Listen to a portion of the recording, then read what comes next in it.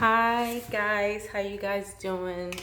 It's been about a week and a half since I've discussed anything with you guys, and I wanted to say I appreciate you guys watching my videos, getting any sort of feedback to me. I appreciate it. I wanted to get on here today and just offer you guys a little bit of raw insight, a little bit of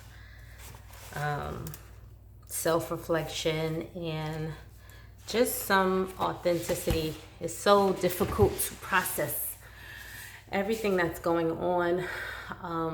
I know me personally, it's been very packed.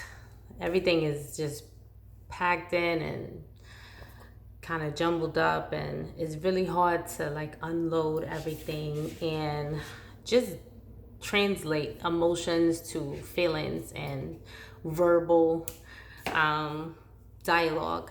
I was discussing earlier today for a good part of the day a good influencer, and I look at as a philanthropist that I support Major Hype. Some people know him as Nigel, but his audience through his comedy knows him as Major Hype. I just wanted to kind of elaborate on some things we were discussing earlier, which basically it was a lot of different subjects we were discussing. Me just kind of looking at everything as a whole, I just kind of summed it up to a self-love journey. It's really what it is. I think in every aspect of anything anyone is experiencing these days, it's just really a matter of what each individual's self-love journey is and how near or far we are to it.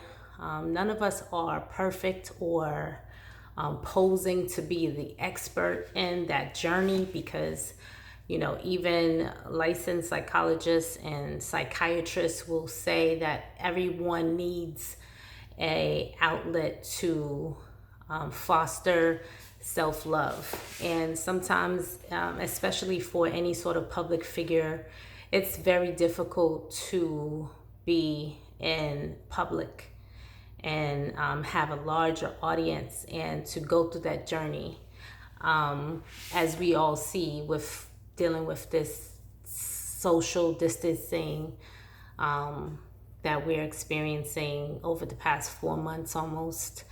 It is definitely new to a lot of us, and whenever you have to just be faced with self, a lot of things will start to unravel. And I was thinking about unhinged versus some that are diagnosed with personality disorders. And the reason why is because, as we listen to each other and we talk through our trials and tribulations and try to gain some sense of humanity still in this virtual world that we're in, it's very difficult to not teeter on the edge of insanity. I believe one of the topics we were talking about was I had posed a question that was, why do males decide to ask flighty females hands in marriage? Because the question was, if you know you are how you are as an individual, why do you decide to go toward a journey that is proposed as a lifelong for partnership, which insinuates compromise and selflessness? Well, for me, everything is about the surface and the base and the foundation. So obviously, when I put my 2 cents in, it's depending on what level you are and what stage you are in life, your answer to that question will vary, and that's male or female. I just happened to ask the female question because we were asking about men. I was asking the male questions because it was posed, why do females pick guys if they know the guys are not shit and things like that. And I just wanted to say, like, my delivery is more so catering to a larger group, a larger audience, and it comes off naturally from me because I know that my delivery reaches more people when it's displayed in more of a welcoming essence. Now, those that know me know that I am raised in Brooklyn, and I definitely have the ability to code switch, like many of us have talked about, which is a whole nother conversation. However, in order for me to deliver my message, I try to cater and tailor it to the audience that receives the message. And if I'm able to achieve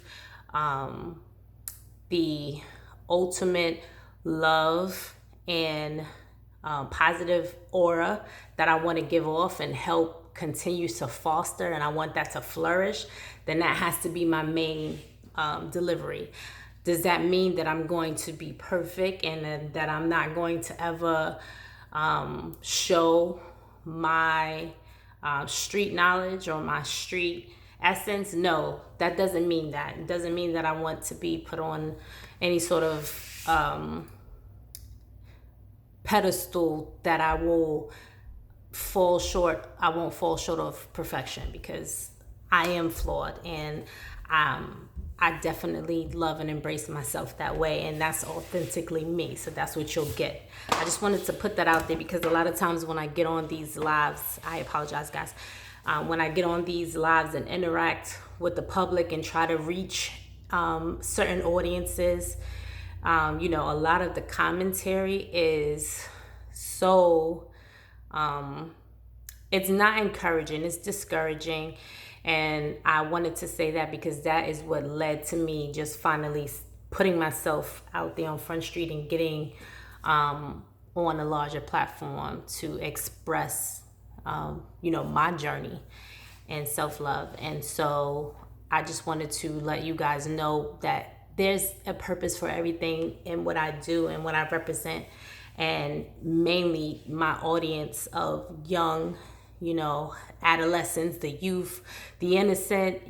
My goal is to protect them and to try to give them an example of a refined yet raw and authentic persona that they are able to embrace. Not losing yourself, however, not being so prideful and ego focused that you don't realize that you do have to be a leader and take certain steps to be a leader. So back to the self-love journey. I do go off on tangents sometimes. You guys know me, you know that.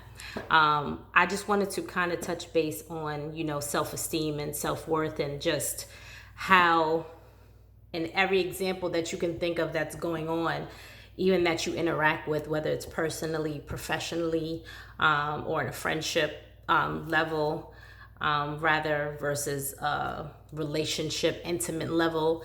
In any of those examples, I'm pretty sure you guys would remember a time where love was at the center always. If you deliver your message in love, if your energy is surrounded with love, and if your intention is love for anything outside of yourself, then I'm pretty sure that the result that you got ultimately was love back in that type of experience.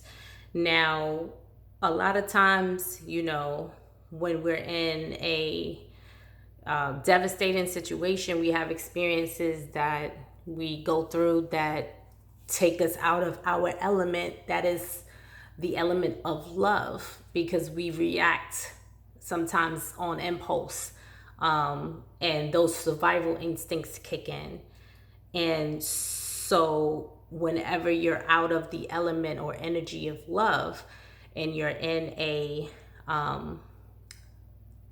negative state of mind, those impulses kick in, and the severity of those impulses are on that spectrum.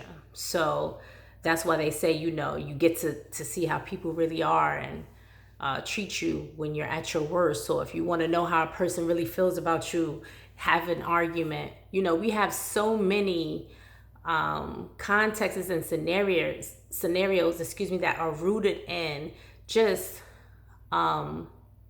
right intention, however, misguided examples. Anytime a person is backed into a corner and they are forced into a nature of where fear is a factor and anxiety is a factor, the reaction is naturally not going to be welcoming.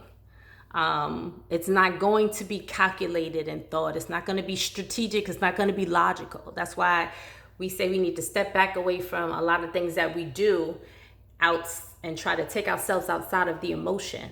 And I'm a huge supporter of getting to know and defining your role in fostering emotional intelligence. And that's just one of the things that is not going to be present when people are hurt and people are devastated and people are wounded. We just need a lot of healing. But I just wanted to say that self-love is the center and the root, and it's the solution as well. In order to get, on that scale of spectrum from all of those negative, degrading, discouraging things to fulfillment and elevation and essence and empowerment, that's a journey. It doesn't happen overnight. It didn't happen overnight to get us here. Nearly over 450 years, generation after generation, century after century, to get where we are today. It is going to be a journey to get to where we need to be. But to put those actionable steps and exercise those steps, I want to walk on that journey with you guys. And that's what's going to be part of me doing videos with you guys and just giving you guys tools and suggestions and examples. And I please encourage you guys to follow me on my Insta handle, which is Mrs. Sucker Free LLC. Online, I'll put the Insta handle in my YouTube. And if you guys are on my Instagram, then, encourage people to follow my page and my videos and put in the comments what you guys want to discuss, what you guys have challenges with, so that we can talk through it and walk through it together. And if you guys have suggestions, we can explore those as well. It is a village to me. It always has been to me. And this is a part of the foundational steps to get us as a community and as a people back in the right direction. And I miss you guys. I've had some challenging times this week myself, so I apologize I didn't get on here sooner, and if I'm long-winded, I apologize. However, I just wanted to remind you guys that I am still committed in the fight and the walk and the journey. And I'm wanting to give you guys whatever I have. I want you guys to leverage me for my resources, and I want you guys to also be open to exchanging resources, and let us leverage and network and pour into each other as we rebuild and reconstruct and reform. I hope you guys have a good rest of your week. I'm going to try to get back on here again next week.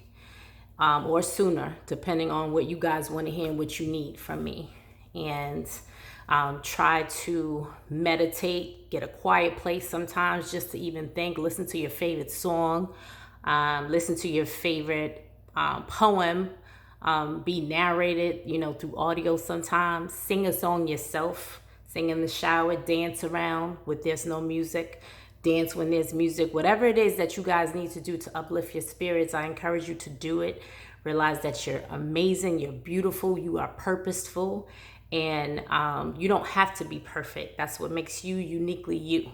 And embrace yourself and know that you're here for a reason. Okay, you guys be blessed, and peace and love. I'll talk to you guys soon.